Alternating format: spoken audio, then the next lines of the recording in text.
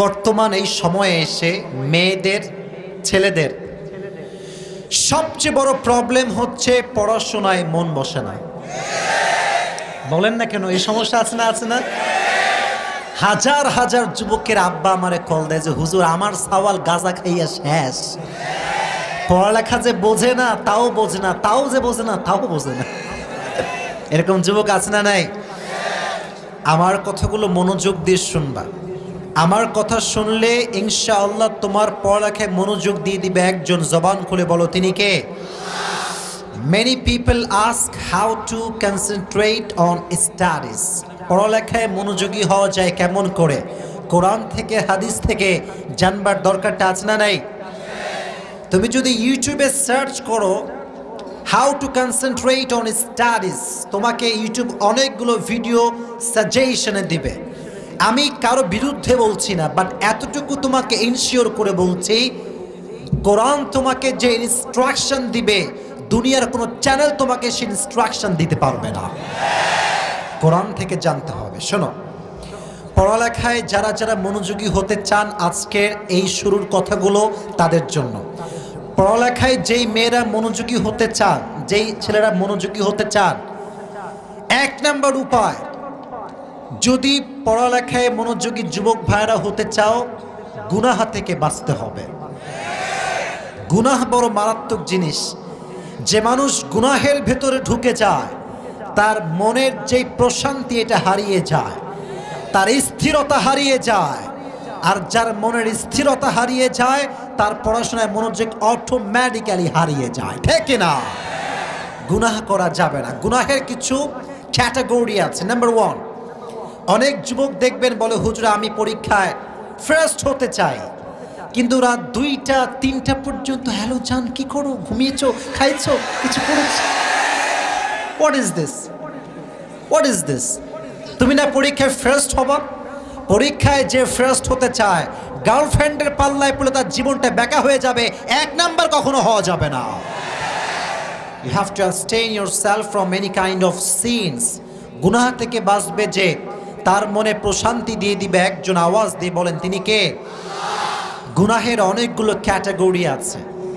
আজকাল সমাজে আপনারা দেখবেন মানুষ হয়ে মানুষকে কষ্ট দেওয়া একটা কমন রোগ হয়ে গিয়েছে আমাদের মাঝে। ইভেন অনলাইন তো বিশাল বড় একটা প্ল্যাটফর্ম হয়ে গিয়েছে। এক হুজুর আর এক হুজুরের বিরুদ্ধে গালি না দিলে মনের প্রশান্তি খুঁজে পায় না। এই মারামারি বাংলাদেশে আছে না নাই? পড়ালেখায় মনোযোগী হতে হলে কোনো প্রকার গুনাহের সঙ্গে আমাদের কোনো সম্পর্ক থাকবে। হাদিস শোনেন, قال رسول الله صلى الله عليه وسلم إذا كنت في نعمة, নবীজি বলেছেন যখন তোমরা কোনো নিয়ামতে থাকবা, নিয়ামতের কদর করো, মূল্যায়ন করো। فإن الذنوب تزيل النعم, যে ব্যক্তি গুনাহ করতেই থাকে কন্টিনিউয়াসলি প্রসেসে, তার নিয়ামতগুলো কেড়ে নেয় একজন। জবান খুলে বলেন তিনি কে? পড়ালেখায় মনোযোগী হয়, এটা আল্লাহর নিয়ামত। যে গুনাহ করবে তার নিয়ামত দূর হয়ে যাবে। এজন্য পড়ালেখায় মনোযোগী হতে চাইলে গুনাহ থেকে বাঁচার দরকারটা আছে না নাই? Number one. নাম্বার টু, যদি পড়ালেখায় এদিকে তাকাও, এই যুবক ভাইরা এদিকে এদিকে, পড়ালেখায় যদি মনোযোগী হতে চাও, যখন পড়ার টেবিলে বসবা, কথা কি বোঝা যায়? এই ফোন কমপক্ষে 14 মাইল দূরে থাকতে হবে।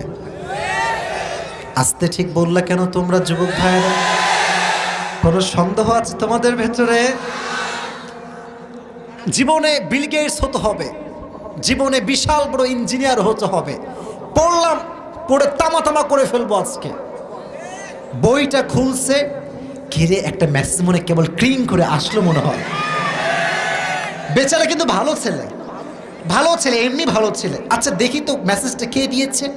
আচ্ছা মেসেজ দেখতে গিয়ে হঠাৎ করে ফেসবুকে একটা পোস্টে একটা নোটিফিকেশন আসছে, অ্যাঞ্জেল প্রিয়া আপনার পোস্টে মন্তব্য করেছে। ওই যে যুবক ফেসবুকে ঢুকে গেল, তার যুবন যৌবন তামা তামা হয়ে গেল। এই জন্য যুবক তোমাদের কথা কিন্তু আমি বুঝি, ভালো করে বুঝতে হবে আমার কথাগুলো। যখন পড়তে বসবা মোবাইল ফোন 14 হাত দূরে থাকতে হবে। ঠিক কিনা বলো? Number two. নাম্বার থ্রি, যখন পড়াশোনায় মনোযোগী হতে চাচ্ছ তুমি, পড়তে চাচ্ছ তুমি, just try to recite the holy Quran before you go to study. যখনই পড়তে বসবা পড়ার টেবিলে যতটুকু পারা যায়, একটা সূরা হোক, এক পৃষ্ঠা হোক, আধা পৃষ্ঠা হোক, যতটুকু পারা যায় আমরা তেলাওয়াত করব ইনশাআল্লাহ। মানুষ যত কোরআন তেলাওয়াত করে তার ব্রেইন তত ফ্রেশ হয়ে যায়। যার ব্রেইন যত ফ্রেশ থাকে তার পড়ায় মনোযোগ তত বেশি সহজ হয়ে যায়। ঠিক কিনা বলেন?